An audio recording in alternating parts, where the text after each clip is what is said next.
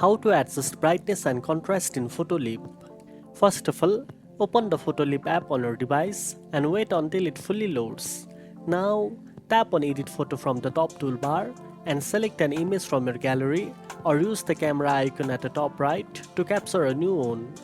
Once the image opens in the editing workspace, look at the bottom toolbar and tap on the Adjust option.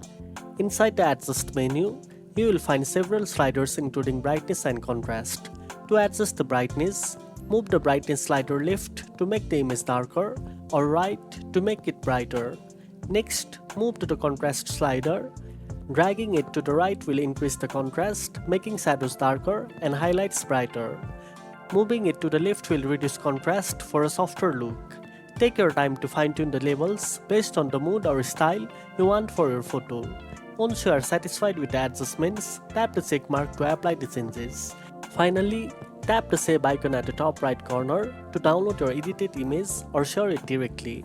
And that's it. Now you know how to adjust brightness and contrast in Photoleap. If you found this video helpful, don't forget to like, share and subscribe for more tech tips. Thanks for watching and I'll see you in the next one.